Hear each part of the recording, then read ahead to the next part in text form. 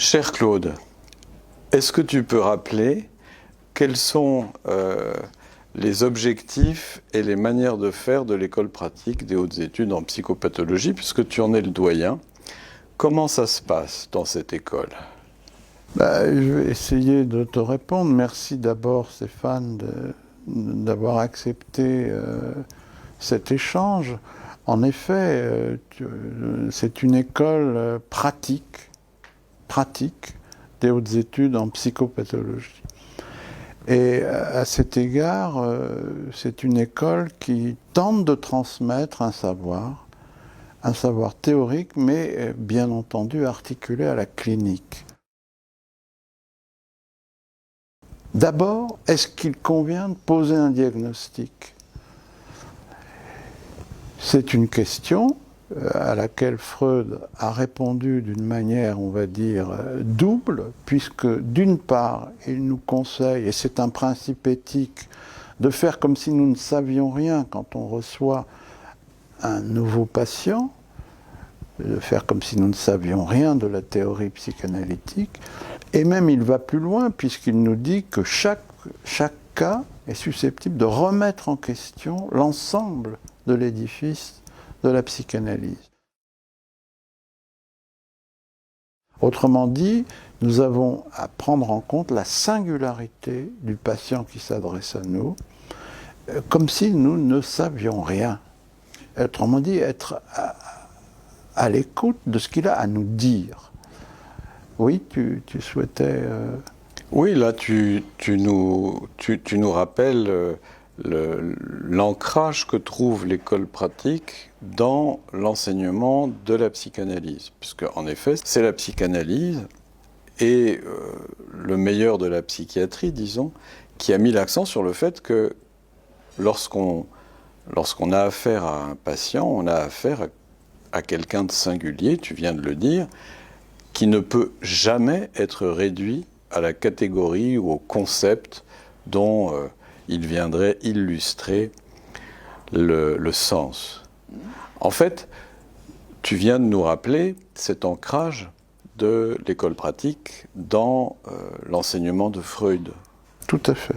La question de la psychopathologie aujourd'hui et du diagnostic en psychopathologie aujourd'hui, c'est-à-dire en tenant compte bien sûr d'abord de la subversion qu'apporte Freud sur cette question, puisqu'il va distinguer trois types, n'est-ce pas, cliniques, essentiellement, la névrose, la psychose et la perversion. Mais là où il subvertit, c'est que ces trois types cliniques sont en référence à une économie psychique et à une particularité dans chaque cas de cette économie psychique de défense à l'endroit de représentation, disait-il, qui était inconciliable avec la conscience. À cet égard, Lacan, curieusement, a repris la distinction névrose, psychose et perversion, mais en faisant valoir qu'il s'agissait là de la vieille clinique. Il n'a jamais pu poser ou souhaité poser les fondements de ce qui serait une nouvelle clinique. Mais à cette vieille clinique, qui était la clinique de Freud, qui était antérieurement aussi la clinique des psychiatres classiques, Lacan, il tenait à cette vieille clinique, cette distinction entre névrose, psychose et perversion, autrement dit un diagnostic de structure qui permet de nous orienter, et qui est nécessaire, ce qui ne remet pas en question le principe éthique qui considère que chaque cas est singulier et doit être accueilli à ce titre. Ce principe éthique comme quoi chaque cas est singulier, je pense que ça permet d'échapper, n'est-ce pas, à tout ce que tu évoques concernant ce qui serait discriminatoire à partir d'un diagnostic. Le diagnostic n'interdit pas, au contraire, de penser à la singularité du cas. Il permet, comme tu le disais, aux praticiens de s'orienter et néanmoins d'être tout à fait attentifs à ce qu'il y a de singulier en chacun lorsqu'il se confie à nous. Les classifications internationales qui dominent, en psychiatrie et en psychopathologie, ne vont pas dans ce sens, puisqu'elles récusent tout diagnostic de structure.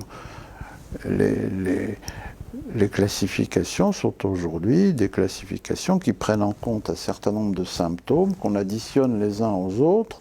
Quand tu évoques la question du diagnostic, une des difficultés de cette question aujourd'hui, c'est que nous observons que beaucoup de gens, comme il y a une grande quête d'identité aujourd'hui, C'est vrai. et beaucoup de gens se rabattent sur les diagnostics pour en faire leur identité.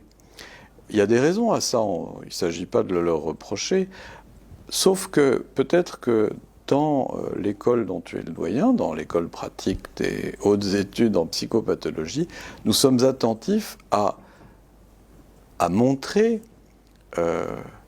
aux futurs praticiens, attention, ne faites pas des diagnostics justement trop d'identité, trop de sens. Un diagnostic, c'est d'abord et avant tout, enfin je crois que tu seras sûrement amené à l'évoquer, c'est fait pour permettre à quelqu'un de retrouver en quelque sorte la responsabilité, la disposition de son existence. C'est pas fait pour le figer comme ça au mur, comme un papillon ou comme une identité. Absolument.